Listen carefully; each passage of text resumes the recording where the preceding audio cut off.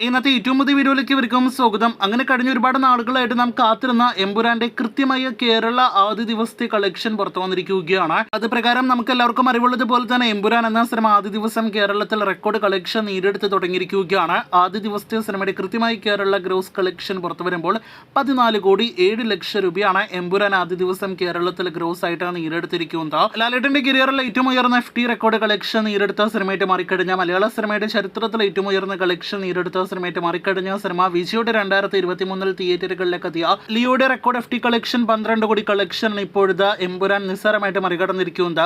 ലിയോയേക്കാൾ അധികം ഡ്യൂറേഷൻ ഉള്ള cinema Leo അതിരാവിലെ 4 മണിക്ക് ഷോ ആരംഭിച്ചെങ്കിൽ എമ്പുരാന്റെ ആദ്യ ഷോ 6 മണിക്ക് ആരംഭിച്ച സിനിമ. അതോടൊപ്പം തന്നെ ലിയോ കാണാനായിട്ട് അന്യസംസ്ഥാനത്തു നിന്ന് വരെ തിയേറ്ററുകളിലേക്ക് കേരളത്തിൽ ആളുകൾ എത്തിയ സിനിമ എന്നിങ്ങനെ പല വെല്ലുവിളികൾ എമ്പുരാൻ ഉണ്ടായിരുന്നെങ്കിലും ഇപ്പോഴത്തെ നിസ്സാരമായിട്ട് ലിയോയുടെ FT റെക്കോർഡ് നമ്മുടെ ലാലേട്ടൻ സിനിമ മറികടന്നിരിക്കുകയാണ്. 14,07,00,000 എന്ത് സിനിമയ്ക്ക് മികച്ച കളക്ഷൻ ആണെങ്കിൽ പോലും ഇപ്പോഴും പറഞ്ഞുകൊള്ളട്ടെ, പ്രതീക്ഷിച്ചത് ഒരു 15 കോടി കളക്ഷനാണ്. അതിനും കാരണം ഇന്നലെ സിനിമയ്ക്ക് 13 കോടിക്കടുത്ത് ഫൈനൽ കേരള ട്രാക്കിംഗ് ഗ്രോസ് വന്നിരുന്നു. അപ്പോൾ അതിനുമപ്പുറം നമ്മൾ എന്തായാലും 15 കോടിയൊക്കെയാണ് പ്രതീക്ഷിക്കുക. എന്നാൽ 15 കോടി സിനിമയ്ക്ക് ടച്ച് ചെയ്തിട്ടില്ല എന്നത് ഇപ്പോഴും ശ്രദ്ധേയമാണ്. ഒരുപക്ഷെ ഇന്നലെ നടന്ന സിനിമയ്ക്കെതിരായ ടിക്കറ്റ് ക്യാൻസൽ ആഹ്വാനമെല്ലാം തന്നെ ചെറിയ രീതിയിൽ സിനിമയെ ബാധിച്ചോ എന്ന് സംശയിക്കുന്നു. പിന്നെ അർദ്ധരാത്രിയെല്ലാം തന്നെ ഇന്നലെ എക്സ്ട്രാ ഷോസ് നടന്നിരിക്കുന്നു. പക്ഷെ അത് 12 മണിക്ക് ശേഷമാണ് നടന്നതെങ്കിൽ അത് ഇന്നത്തെ രണ്ടാം ദിവസത്തെ കളക്ഷനിലേക്ക് കൂട്ടുകയുള്ളൂ എന്നൊരു പ്രത്യേകത കൂടി നമ്മുടെ കേരള ബോക്സ് ഓഫീസ് ട്രാക്കിങ്ങിൻ്റെ കാര്യത്തിലുണ്ട് എന്ന് പ്രത്യേകം പറയട്ടെ.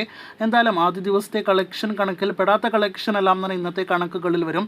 അങ്ങനെ ആകെ മൊത്തത്തിൽ നോക്കുകയാണെങ്കിൽ എമ്പുരാൻ റെക്കോർഡ് കളക്ഷൻ നേടിയെടുത്ത് തുടങ്ങിയിരിക്കുകയാണ്. ഒടിയൻ എന്ന സിനിമയായിരുന്നു ഇതിനു മുന്നേ ലാലേട്ടൻ്റെ റെക്കോർഡ് FT കളക്ഷൻ നേടിയെടുത്ത സിനിമ. ആ കളക്ഷൻ പിന്നീട് ഒരുപാട് വർഷങ്ങൾക്ക് ശേഷമാണ് KGF ചാപ്റ്റർ 2 മറികടന്നത്.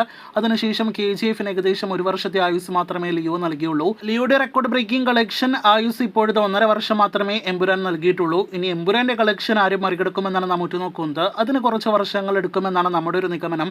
എന്തായാലും കാത്തിരിക്കൂ എമ്പുരാന്റെ അടുത്ത കൃത്യമായ വേൾഡ് വൈഡ് കളക്ഷൻ അറിയാനായിട്ട്.